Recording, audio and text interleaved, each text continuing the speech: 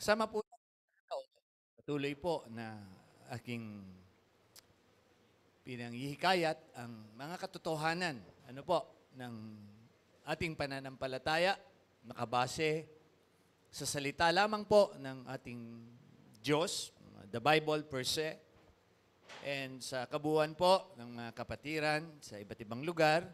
And kahit po sa mga makakapanood sa amin, sa aming YouTube channel and sa aming page, patuloy po ang aking pagpapaunawa sa mga katotohanan po na ito, no?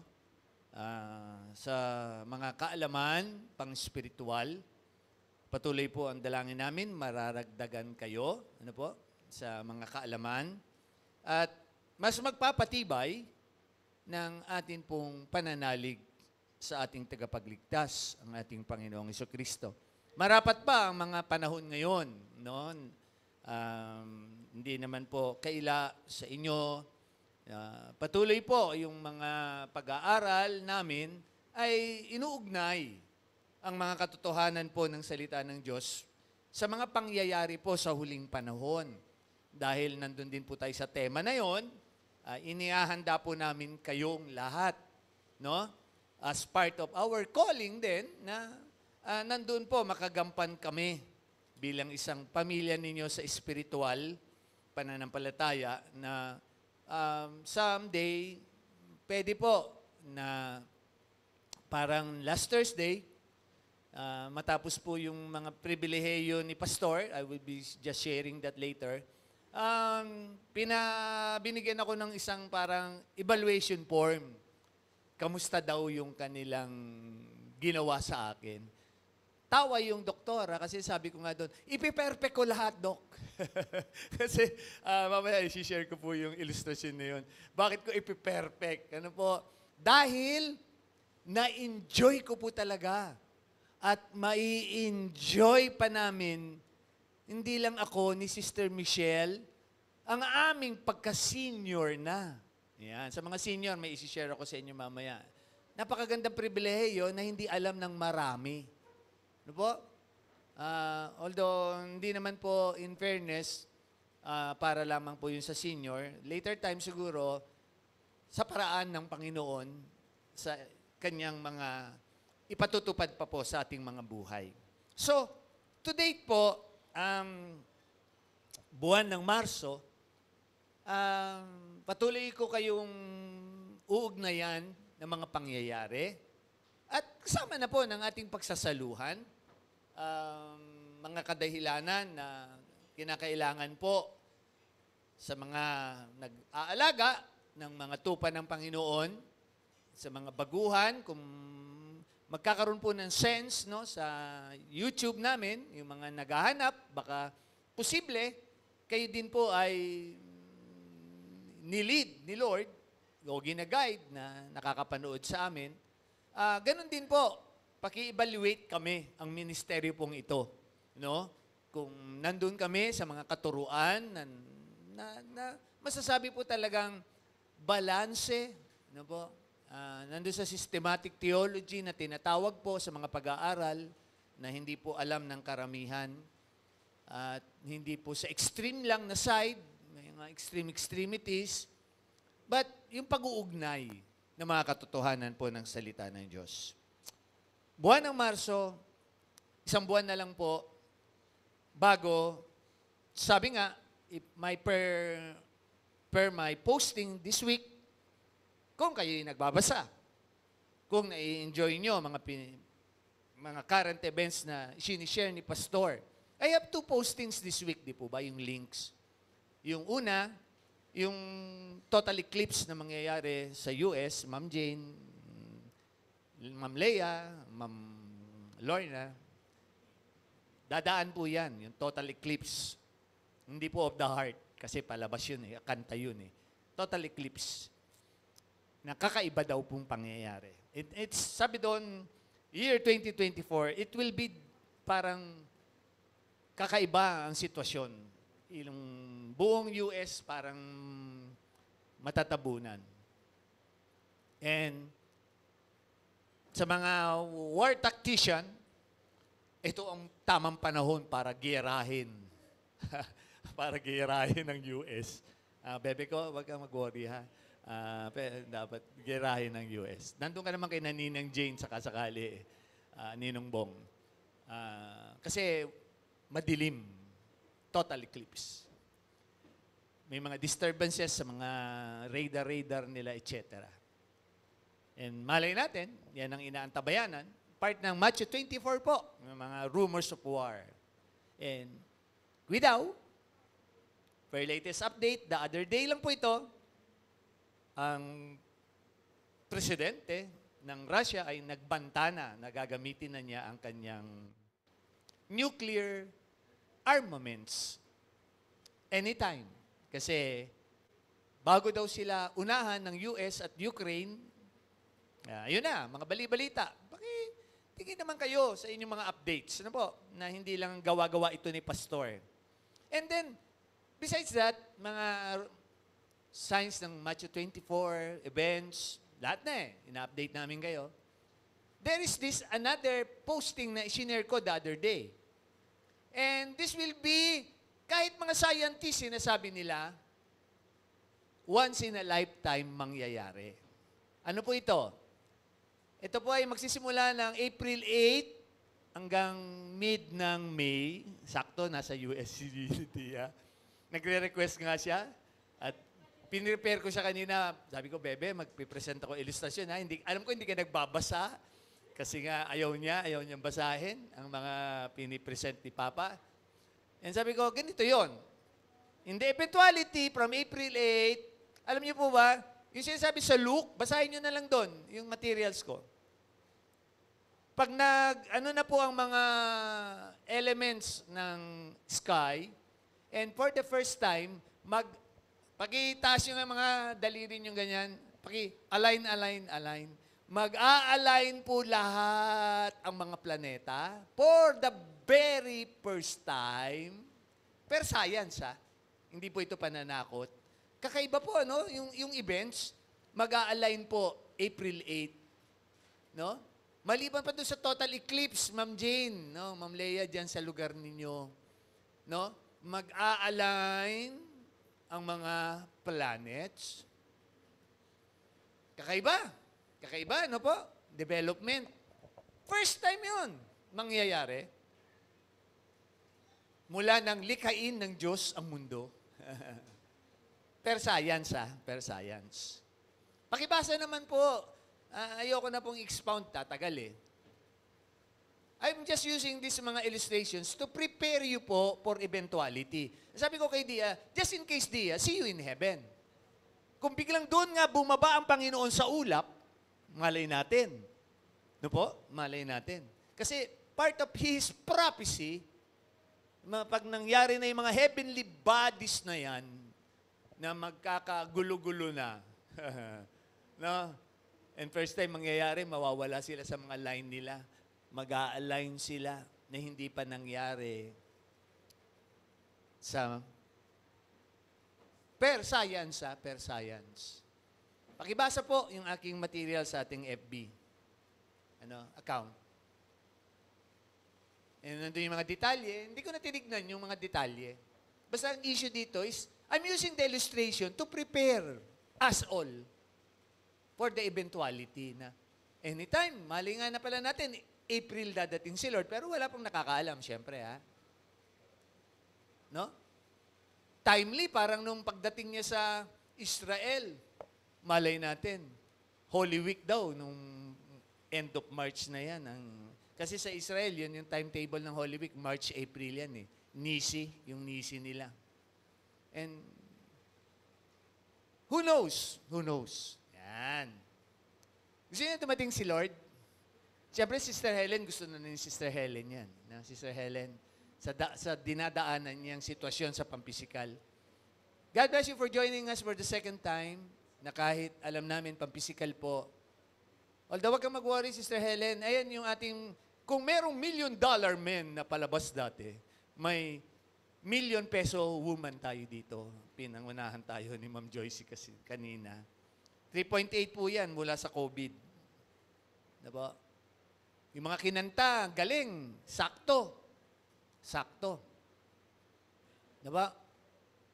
And we really do not know the forthcoming, yung pong will of God na ipatutupad niya. Siya na lang po yun. Ibigay po natin yung pribilehiyong yun. Eh ano ba, Pastor, ang meron tayo lang dapat gawin? Well, eto na. Kanina pa, sinimulan kayo ni Pastor. Sabi ko, Psalms 37, nagsisimula ako magpastor noon. Nandun pala yung mensaheng yun. Pero ngayon ko gagamitin yung word na enjoy. Pag sabi na sa mga katabi, mga kapatid, enjoy. Ha? Enjoy. Ano yung enjoy? Ano yung enjoy, Pastor? Sa Tagalog, nagpaturo ako sa aking editor, English master, etc. Masiyahan, malugod, mga ibang words, depende sa paggamit mo. Action word ba? Di ba? So, pag tinagalog mo yung word na enjoy, masiyahan ka, malugod ka. Okay. Pero, kasi mas unawa na kagad natin pag sinabi mo enjoy. Di ba? Wag naman yung magpasarap ka. Masama yung idea na magpasarap ka eh. Lagay lang natin doon sa tamang action word as per word study, no? But again, ano ba yung pinopokus si Pastor? Saan mo enjoyin? Ang buhay mo? Saan ba? Sa mundong ito? Well, per the Bible, may idea na saying, life is what you make it. Yan. Anong buhay mo ngayon? Ikaw palang gumawa niyan eh. Huwag niyo isisi sa Diyos. Diba? Huwag niyo isisi sa Diyos. Bakit ganito buhay ko ngayon? Bakit ganito? Bakit ganito? Bakit ganito? Ikaw ang gumawa ng buhay mo. Diba? Sige po, paki-assess mga sarili natin ngayong umaga. And yes, when I started out 1990, hindi ko unawa yung verse 3. Basta, pinaunawa ko lang doon yung trust, yung acknowledge, delight, and then commit. Yung tatlong yun yung first message ko nung ako'y mag-trainee as associate pastor. 1990. Unang tayo ko sa kongregasyon noon, nang lalamig talaga ako. Na po. As a pastor. And way back, I remember, meron pala doon na nilalaman. And gusto ko yung diinan ngayong umaga. With all those promises ng Psalms 37, 3 to 5, there is that truth na He wants us to enjoy this life. No? And totoo yun, natawa kami pag-uwi ko nung Sunday night. Hello, bebe. Huwag ka na magagalit. Sabi mo, ayaw mo na magalit, di ba?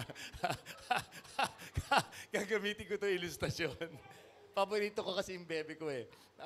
Di ba nagabita ako ng porcupine yan pag nagagalit? Or parang ano yan, parang sabi ko nga, si Tas. Si Tasmanian, yung cartoon na umiikot, yung gano'n, di ba? And tawa na kami kasi pag uwi. Sabi ko, nararamdaman ko may dating eh. May dating, hindi ako binabati, ganyan. Tapos, siya na mismo nagsabi, ayoko na magalit. Nakakapagod. Saya namin yung pang-personal. You see, when I illustrate, reality ng mga dinadaanan namin sa buhay bilang pamilya ng pastor. Ano po? Hindi ako dito kokopya sa mga komentary, mga internet. Alam nyo, pag nilulutuan kayo ni pastor, talagang lutong bahay. Lutong bahay, no? Lutong bahay. And I hope today, patuloy kayong nag-i-enjoy na ako ang inyong pastor. Hindi dahil gwapo ko, hindi dahil ano pa man, mga kokontra na naman dyan.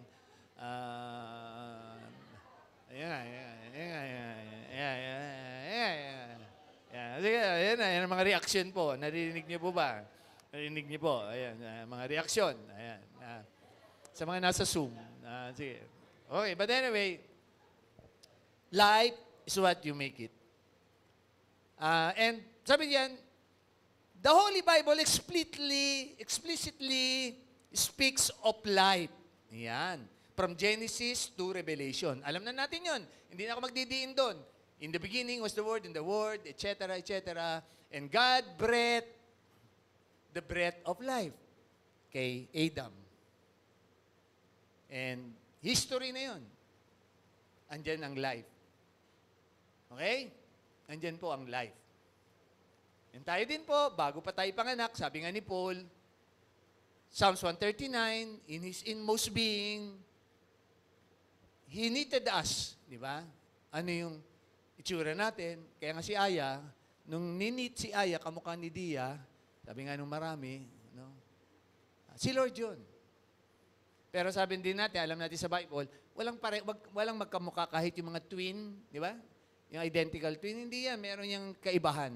So, si Lord yan. Si Lord yan. And marami na tayong doctrines dyan na kung ano itsura mo, enjoyin mo yan. Enjoyin mo yan, itsura mo. Wag mo ipa-facelift yan. Wag mo ipa-noselip yan. Enjoyin mo. Wag kayo maglagay ng mga glutathione. Ako, hindi ako naglalagay ng glutathione. Ewan ko lang kung ano yung binibigay sa akin ng bet ko. Kasi yung bet ko po, ang galing eh. Tingnan nyo ang kinis ngayon ni Pastor, di ba? Term po yun, term lang namin. Derma dapat, pero kasi nabanggit ko kasi bet. Ayan na, nabully na si Pastor. Yung sabi ko sa inyo, kulang yung nilagay nila dong hirap ng pastor eh. Sama dapat doon, nabubuli pa ang pastor. But anyway, and let me just use some, no? Marami. Some na kung sa dadating na career ni Dia, she would also be a master artist. There is also Dia, a master artist of life. Yan. Ha? Not lang sa painting or sa arts, but the master, sabi nga dito, artist of life. Yan. Ang dami nila, pero meron lang akong mga piniling ilan. And gamitin ko sila sa aking pagkakilala sa kanila, sa aking pagbabasa ng mga buhay nila, sa aking pag-aaral ng kanilang mga pangangaral din. Yan, ha? I hope, yan yung dapat na mga pag-aaral, no? So, firstly, una po na nandito sa aking pong mga katauhan, but beforehand, naging impluensya ito kay Pastor eh. Di ba, lagi nyo nang narinig si Pastor, in all concept of my pastoring, kung ano yung need, parang sinabi ko na sa inyo dati, pag yung prayer, hindi nyo naman kailangan kabasiduhin yung Our Father eh. Kung ano yung need, yun ang gamitin mo. So kung kailangan mong purihin, sambahin ng Diyos ng oras na yun, gamitin mo yung mga exaltation words na yun, yung ginamit ni Ma'am Joyce kanina. Or pag gusto mong mag-touch ng about healing, you pray for healing, you pray for the daily needs, di ba? And then, anong pinakamahalaga doon? Nandun din yun sa prayer na tinuro ng Panginoon. Di ba? Protect us from the evil one. Nandito din yan. Mamaya mag-uugnay yan. Then here, sabi po dito, as we enjoy life, anong sinasabi ni Pastor lagi? Enjoy life with God, family, ministry. Itong tatlo pong ito, ang tanang sa mga sakali makakapanood sa YouTube, tanang halaga lang po ng buhay. No? Sa mga Bisayan dialect, tanang meaning pangkalahatan. Ano po? Kailangan sa buhay. This is how we should enjoy life with God, family, ministry. And hindi na daw po, paalala sa Hebrews 11:25, sa akin pong nag-aaral, nagpo-post, naghahanap, at pag wala siya mahanap, gumagawa siya ng sarili niyang letterings. Thank you, Ma'am Jane. Hebrews 11:25.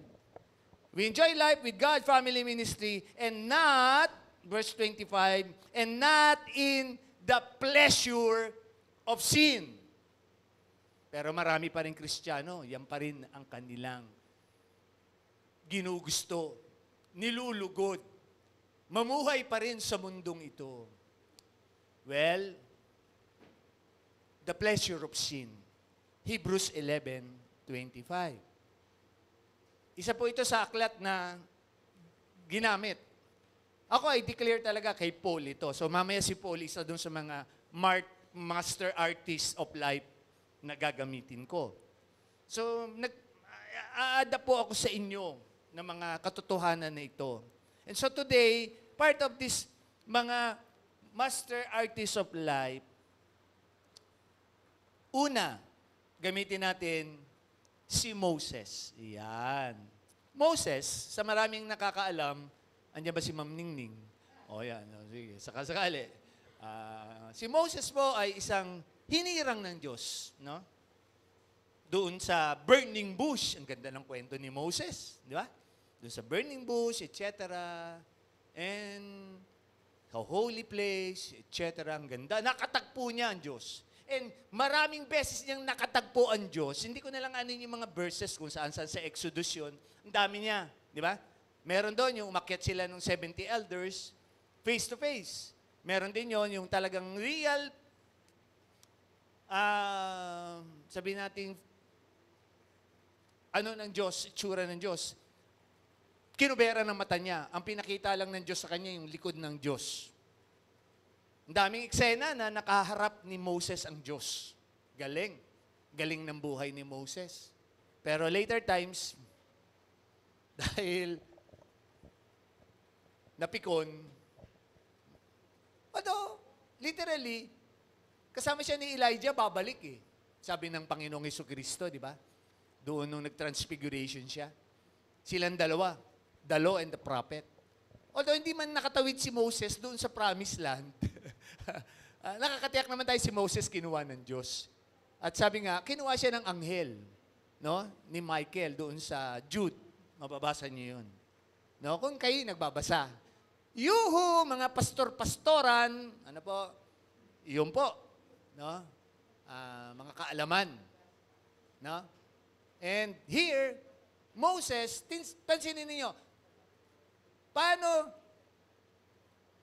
ang isang naging magandang paalala niya to enjoy life with God. Here, Deuteronomy 6:2. Grabe. Ano sabi doon? Deuteronomy 6:2? Enjoy long life. Grabe yun. Ha? In contrast, mamaya, sisingitan ko si Sister Helen. Pastor, I am physically, sabihin nga, ganito, Sister Helen, you can enjoy life. Long life pa, hindi lang life. Kahit may karamdaman ka. At kung sino pa yung mga iba naming kapatirang may karamdaman ngayong umaga, you can enjoy life as per Moses. Wala pa si Jesus noon, ang Panginoong Jesucristo. Doctrines lang yun ng kaharap niya ang Diyos. Ito yung mga katotohanan. Moses, ipaalam mo ito sa tribo ng Israel, etc., etc. And isang napakaganda, bago tumawid ang Israel, kasi 80 years sila, paikot-ikot, kasi tigas ulo nila eh. Pero nung bago na tumawid ang bagong lahi sa pangunguna ni Joshua, anong bilin ni Moses sa Deuteronomy 6:2 kay Joshua? Anong bilin niya sa bansang Israel? Huwag nang matigas ang ulo. Di ba? Enjoy long life with the Lord. And parang yan yun, Matthew 6:33, na madalas ginagamit ng marami pero mali ang context. Matthew 6:33 speaks of seeking His kingdom and His righteousness first, and all these things shall be added unto you. And yung iba, motibo kasi. Pag motibo ang ginamit ninyo tulad ng mga iba dyan po ngayon, nagmotibo lang, kaya naging pastor-pastoran, nagmotibo lang, kaya mayaman, nagmotibo lang, kaya naging elder ng church, etc.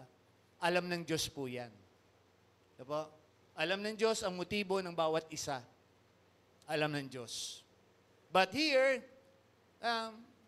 si Pastor, well, ang mga sinasabi ng Bible, ang mga spiritually filled, yung mga kargado, they can discern kung sinungaling ka. Kaya ako, discern ko, marami dito. Yung dati, sinungaling eh. Pero still, gampanin ng pastor yun, alagaan sila eh. Kaya nga, praise God, dun sa isang posting ng isang araw, thank you for that posting. I humble myself before the Lord for God's glory. Na, ang gampanin ng pastor ay mag-alaga ng mga tupa, no? Magabayan, mahikayat, at sakasakali, magdidisiplina. Hindi naman puro love lang. Na po? Meron yan, God is a God of order. Ano po? And kung sabi din ng Hebrews 13, kung walang disiplina sa Diyos, bastardo ka. No? Pero ang tunay na anak ng Diyos ay dinidisiplina at nagpapadisiplina, sabi ng Proverbs. Hindi lalaban, at sabi nga po, ang nagpapatuwid mas tumatalino. Kasi naitatama yung mga mali niya. Ha? And that is the principle po ng kabuuan. So, Moses, through his master artist of life, nakita niya yun.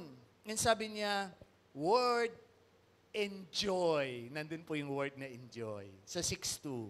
Ha? And then, kontrasin naman natin sa New Testament kasi laging sabi ko nga, systematic theology. Dapat may kapantay sa New Testament. Ang aking, of course, si Lord Jesus Christ ang aking idolo. Pero, yung iniidolo ko bilang lingkod ng Diyos, sa mga lingkod ng Diyos, si Pablo. Grabe.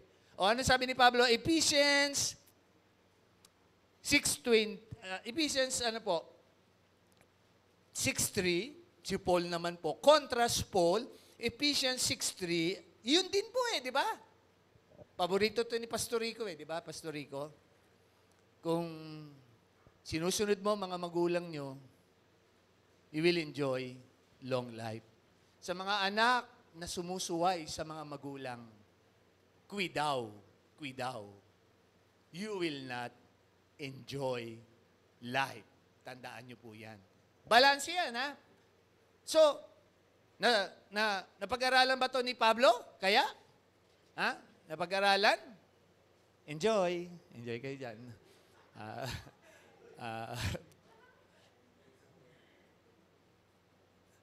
Napag-aralan kaya ni Pablo? Yes! Nang siya po ay pinapalaki ni Gamaliel. No? Galing. Master artist din si Gamaliel ng mga katuruan, ng lumang tipan. Napag-aralan niya ni Pablo. Pero, mas napatunayan ni Pablo yon sa panahon na nakilala niya ang Panginoong Jesucristo. And si Pablo din, katulad ni Moses, fist to fist. Di ba? Nakaharap niya din po ang Panginoon, special sa third heavens. Grabe. Ha? Hindi ang third heavens, nang siya'y bulagin. Lord, sino ka? Ako itong inuusig mo. Ha? Alam niyo po yun, sa Book of Acts. Nang siya'y bulagin. 2 times, nakaharap ni Pablo ang Diyos. Third heavens. What a privilege. Kaya talagang, Lord, pinapaunawa ni Pablo, masigit doon sa mga katuruan ng panahon ni Moses. Tandaan niyo po masigit doon sa katuruan ng panahon ni Moses. Nalaman na po ni Pablo si Jesus Christ talaga na yung katuparan ng kaligtasan. Magpapabago ng mga buhay. And mamaya sa atin pong breaking of the bread, yun pong i-emphasize si Pastor. Anong sinisimbolize po ng ating breaking of the bread mamaya? Ganyan po dapat ang pag-aaral. And here, maliban kay Pablo, balik ako sa Old Testament, another master artist of life, walang iba, kung hindi si Solomon. Trivia nga tayo. Question and answer. Kailan nakaharap ni Solomon ang Diyos? Kailan?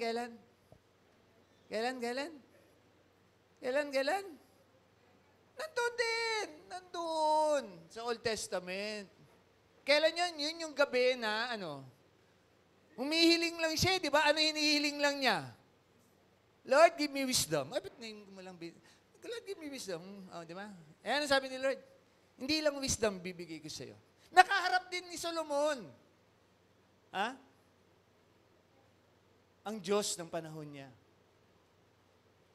Hindi lang wisdom binigay sa kanya, I will give you long life. Meaning, si Solomon nga pwede natin sabihin ngayon, Lord, unfair ka, si Solomon natikman lahat, na-enjoy ang buhay. Di ba? Grabe yung mga pribilehiyo ni Solomon Grabe. Nung siya'y hari, ibang klase. Pero, the honor, yung tanyag, grabe. Ako hindi ko na need yun, Lord, kasi balik sa paalaala di ba? Kung anong talino ni Solomon noon, ako, I can really declare this mas matalino ako kay Solomon. Kayo, tingin nyo, mas matalino kayo kay Solomon? Pa-amen. Amen. Bakit? Kilala na natin ang Panginoong Hesukristo. Si Solomon noon, hindi pa niya kilala ang Panginoong Hesukristo. We have now, 1 Corinthians 2, the mind of Christ. Grabe na mga katotohanan. I just do not know kung na-appreciate po natin. No? And kayo pa rin ay nandun sa Hebrews 11:25, the pleasure of sin. Instead of enjoying life with God in our days, in our times. And besides Solomon, saan ba mababasa yon? Ecclesiastes 3:13, Ma'am Jane. Pero nanonood ulit si Sister Jane. Inuulit-ulit niya yung mga message ko. Alam ko, kaya nakokopya niya talaga yung mga... Ma'am Jane, take charge. Ecclesiastes 3:13 and Biola, sabi nga, wala. Biola daw yun sabi ni Sister Michelle, pero wala. Bola. Binobola kayo ni Pastor ngayong umaga. Kaya makinig kayo. Sino pa ang isang karakter na gusto kong idagdag sa inyo sa lumang tipan? Sa lumang tipan, sinong isa pang karakter na nakaharap ang Diyos? Walang iba, kung hindi, sino? Si Isaiah, si Asi. Asi, nakaharap mo na ang Diyos, Asi? Hindi pa. Hindi ba? Face to face. Nakaharap mo na nang tanggapin mo ang Panginoong Hesukristo. Para ka naman si niyan. Para ka sino tong isang alagad ng Diyos na, di ba? Si Nathaniel. Nakaharap mo na, anak. Nakaharap mo na. Gwapo. Di ba? Nakaharap mo na. Hindi po ako tiga Davao, ha? At saka yung tiga Davao ngayon, wanted. Grabe, no? Mga nalilinlang na sa mundo ngayon. Grabe. And I pray, hindi po tayo mga nalilinlang sa kaalaman sa ating pananampalataya. Isaiah 65:22 po. Bakit nga ba hindi ko ginagamit yung aking salamin? Yan, mas kita ko po. Ayoko po kasing magmukhang matanda No, yung mga nakasalamin kasi mukhang matanda yan. Yung mga...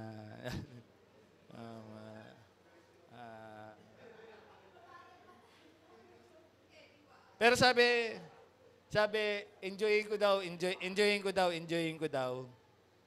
daw ang aking salamin. Enjoy. Isaiah 65:22, yun din po ang panghihikayat ni Isaiah sa buhay na ito. Pakikopya niyo na lang po, hindi ko na-expound. Yung enjoy life with God. 6 na karakter ito. And lastly, timing eh. Na-bless ako kagabi nang banggitin ni Brother Joey. Pastor, baka daw po sasama si Sister Helen. Sister Helen, this is for you. In the book of John, chapter 3, verse 2. Book of John, chapter 3, verse 2. No? Yung third book of John. Walang chapter yon, verse 2 lang yon. 3 John 2. Yan. Ano sabi doon? Ni Apostle John. Enjoy your health, Sister Helen. Enjoy your health. Hanggang meron ka. Enjoy it. Kasi, katulad ni Apostle John, he also saw God face to face. Grabe, no? Maliban sa nakaharap niya talaga Panginoong Jesucristo, ganun din. He was what? Sa Patmos, ganun din po, nakaharap niya. In vision, ang Diyos sa Book of Revelation. Grabe. Grabe po na mga katauhan nito. Siya, para bang, Lord, sige po, salamat. Hindi ko naman need na ma-face-to-face ko kayo. Pero someday, aangkinin ko yun, Lord. I will see you face-to-face. But even as of now, sabi mo yung kay Thomas no, mapalad ang mga nananalig nang hindi siya nakita, no, sa ating panahon. Compared ng panahon na yun ni Thomas, kasi si Thomas, kung hindi ko mahawakan, hindi ko may, yung kanyang tusok. And we live by faith. We live by faith and not by sight sa ating panahon. And ano po ang common denominator ng mga karakter na nabanggit ko? Hindi ako magpapakatagal po. Replay nyo na lang po sa FB account natin yung message, yung mga characters na ito. Ulitin ko po, I started out with Moses. Tinapatan ko siya ng Pablo. I went back. Di ba? Solomon. Tinapatan ko si Solomon. Ano po?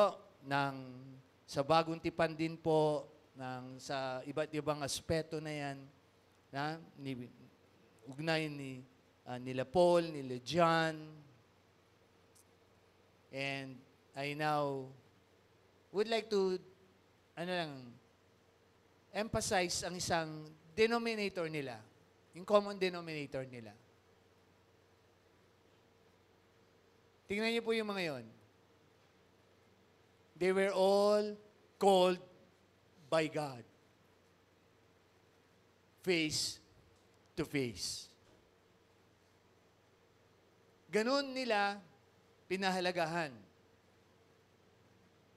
Ang encouragement ko sa atin na hindi natin na face to face si Lord. Literally.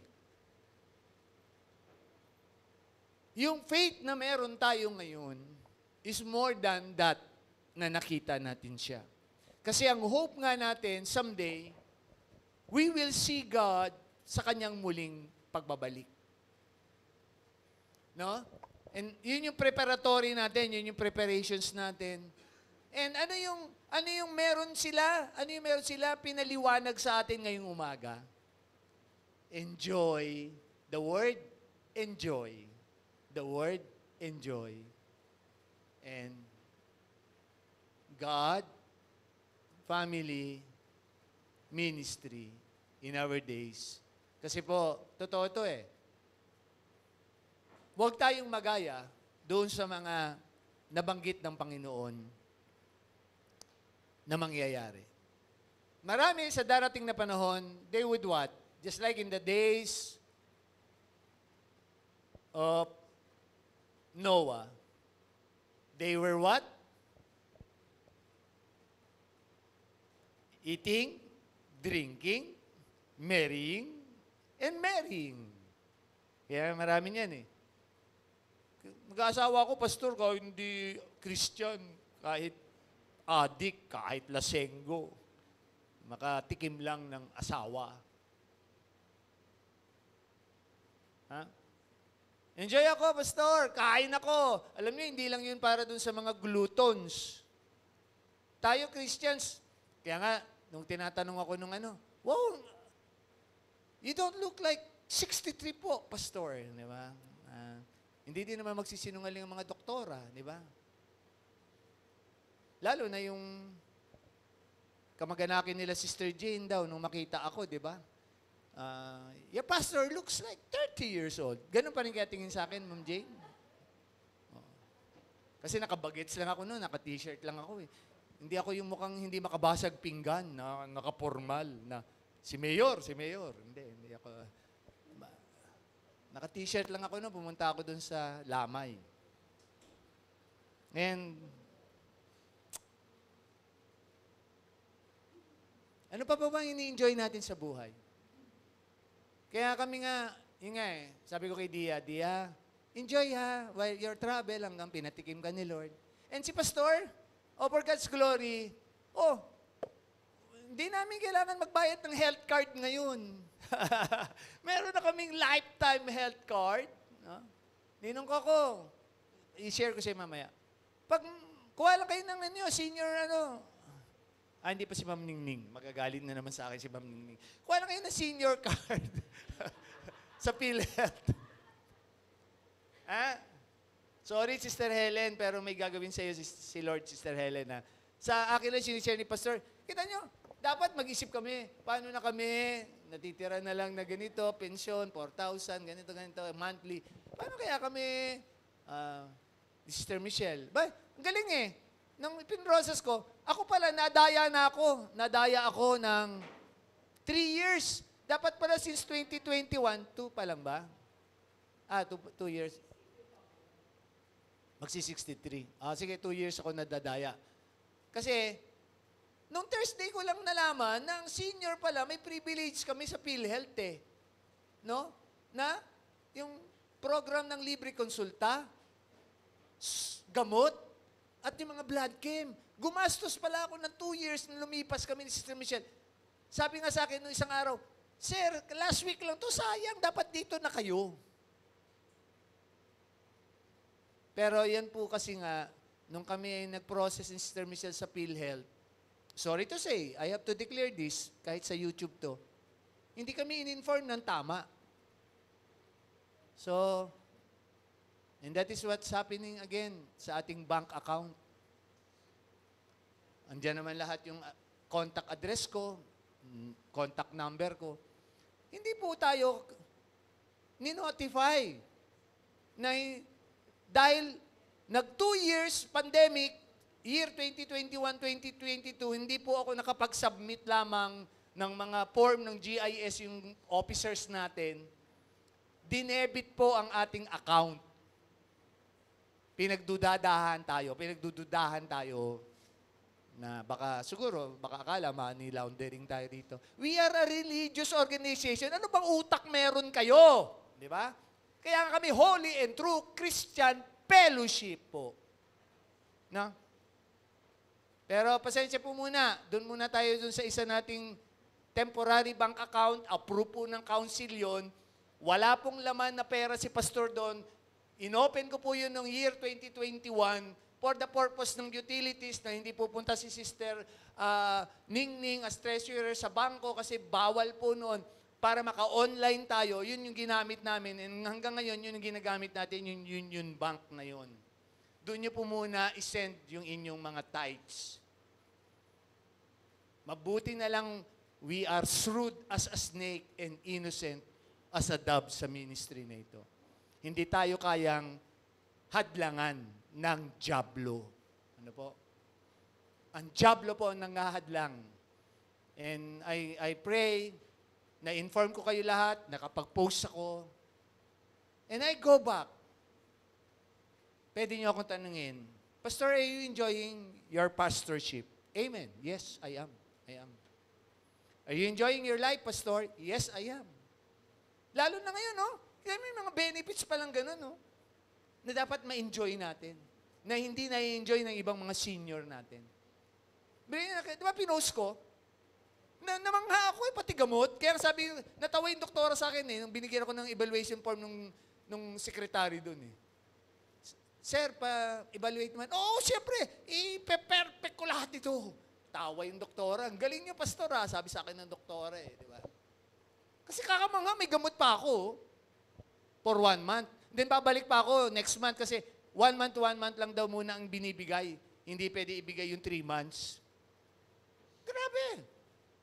Then sa susunod po, yung blood chem ninyo, libre na po lahat yan. Yung privilege yun. Consultation, libre din. High-tech. Diba, pinakita ko yung picture, ang ganda po nung hindi ko na lang para i-promote yung magandang ospital na yun. Ganda ng ospital. Wala akong kasabayan, walang pila, kasi dati, inisip ko yun Sabagay, pandemic 2021, makikipila ba ako dyan sa mga health center? Doon lang sa barangay namin, nakita ko na nung kukunin ko lang yung birthday ko na 500 pesos Grabe ang pila Sabi nga ni Sister Michelle, umuwi ka na lang. Baka ma-COVID ka pa dyan. Alam natin yun. Ganun hirap ng ating mga paraan ng gobyerno. Ano ba? Hindi naman kami ganun para mga ilangan talaga ng 500 para magka-COVID pa. Sige, inyo na yan. Pati nga yung bigas ko doon na 5 kilos Mayroon na lang ako doon alalay na tiga ko doon runner ko. Bigay mo sa mama mo, may cancer We enjoy life as is. Are you enjoying your life? Yan ang buhay natin ngayong umaga. Ha? Hindi tayo ganun kayaman. Hindi kami mayaman. We declare that always.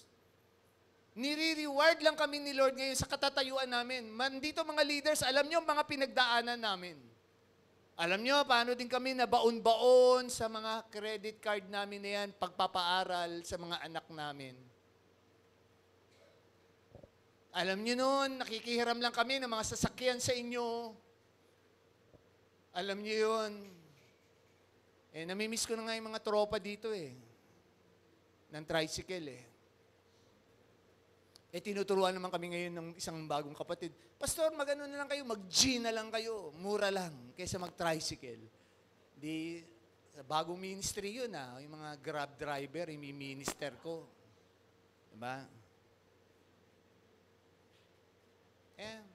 Let's enjoy life. Pwede po. Bago dumating si Lord. Bago dumating si Lord. Sister Helen, enjoy your life. Enjoy your life. Because what? My key verse, Ma'am Jane. Balik ako sa key verse ko, Ma'am Jane. Dito ako sa John 6:33. Dahil magsasalo tayo, ito ang symbol ng ating breaking of the bread. Ganyan po ang inyong pastor, magmensahe. Nakaugnay. Anointing of oil, breaking of bread. Nakaugnay po yan sa mensahe. John 6:33, may key verse. Sister Jane. For the bread of God is He which cometh down from heaven and giveth life unto the world. Giveth life unto the world. John 3:16, for God so loved the world that He sent His only begotten Son, that whoever believes in Him shall not perish, but shall have eternal life. Sister Helen, panghawakan mo. You have eternal life. Physical, magpapahinga talaga tayong lahat. Sabi nga ng doktor, you're all healthy. Hindi kami binigyan ng gamot kahit may mga tumaas-taas doon sa mga points. Hindi kami binigyan ng gamot. Ako may libreng gamot doon sa maintenance na nabanggit ko. May maintenance daw po, sabi ng doktor. Babalik pa po ba kami doon sa doktora namin? Hindi na po, okay na po kayo dito. Kasi totoo naman talaga, ang hirap, ang galing ng doktora namin, ang hirap magpa-appointment. Eto na po, malapit lang sa amin. Mag-grab na lang ako, Brother Rehel. Sabi ni Brother Rehel, Pastor, ganito na kayo. Totoo nga naman, kaysa mag-tricycle ka, hindi ko naman ina-advertise grabe komportable ka, susunduin ka sa bahay mo, ihahatid ka kung saan ka ihahatid. Yung technology, So enjoy. Enjoy life. Enjoy life with God, family, ministry. Kaya nga mga workers natin dito, sinasala na tayo ha. Yung mga nandito, alam ko, nag-i-enjoy kayo sa paglilingkod sa Panginoon. Hindi kayo mga bayaran. Alam ko, yung maraming social doon, bayaran yun eh. Kaya nandoon sila eh. Pero pwede kayo lumipat doon pag gusto nyo ring maging bayaran kayo. Doon. Ako nga, lilipat na kasi walang pastor doon eh. Walang pastor doon sa kabila eh. Recording lang daw yung nandoon eh. Recording. Eh ako, live ako lagi. Ayoko ng mga recorded. Live ako eh. Live. Buhay ako, buhay. Buhay ako. Kahit mali-mali ako, buhay ako. Diba? Kahit mga data ko minsan, yung verse, nagkakalito ako, alam nila Ma'am Jane yun eh. Oh. Thank you, nandiyan kayo. I cannot perfect it all, but life is what I make it. Itong buhay ko ngayon sa Panginoon, and I challenge you, kamusta po ang buhay nyo sa Panginoon ngayong umaga?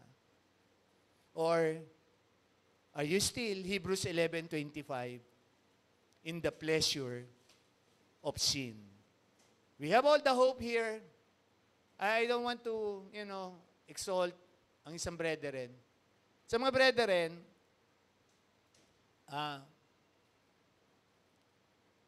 natuwa ako kahapon eh. Matapos niya akong i-message, Pastor, and Sister Marlene, sakaling makakapanood ka, kung nandiyan ka na sa Bicol, namatay na po mother ni Sister Marlene kahapon. Message niya ako. So, share ako, gano'n. And then, maya-maya, makita ko yung posting nilang mag-ina. Ang saya ng mukha niya, di ba? Photoshoot daw muna sila sa bus. Photoshoot daw muna. Parang hindi namatay yan eh, no? But no. Ang galing na ilustasyon. Nai-enjoy na nila Sister Marlene ang buhay nila sa Panginoon. No? Uuwi sila, kung ano yung magagawa nila. And please extend yung inyong pakikiramay, na marami naman nag-condolence na doon kahapon, paki-extend, and not just prayers, again, alam niyo yung katatayuan nila Sister Marlene. Hindi sila ganon. Hindi na siguro ako mahiyang i-declare sila kasi marami naman nakakakilala na sa kanila ano ang hanap buhay ni Sister Marlene. Si Sister Marlene po, gabi-gabi, puyat yun, nagtitinda ng balot dyan sa may Jollibee. Compare nyo buhay nyo ngayong umaga. Ang sasarap ng buhay natin, di po ba? Si Sister Helen, ayaw niyang ipabanggit siya. Sobra-sobra na pastor ang mga blessing ninyo. Pero nag-undergo siya ng dialysis, di po ba? Hindi po ganun ang buhay natin ngayong umaga. Are you enjoying our lives in the Lord? Hindi po para magpaawa. Alam niyo, ministry natin, hindi tayo charity institution. Sabi ko nga lagi, kanya-kanya na lang. Di ba? Minsan, pag hawak na yung pera, hindi mabitawan. Hindi mabitawan. Yan kasi show ng love yan, di ba? Hindi mabitawan yung pera eh. Gusto, ang pera binibilang eh. Si Ma'am Ningning yan, nag-color violet dati si Ma'am Ningning, may mag-tights ng 300 pesos no? Bilang sila ngayon nun. Kayo ni Ma'am Joyce yun, yung 300,000 yung ginano nyo dati, Ngayon, wala nang nagtatights ng ganun eh. Wala na. Dati may nag-tights ng ganun. Nagkulay violet yung kamay ni Sister Ningning nun, di Ma'am Ningning. Kakaganon. Hindi ganon.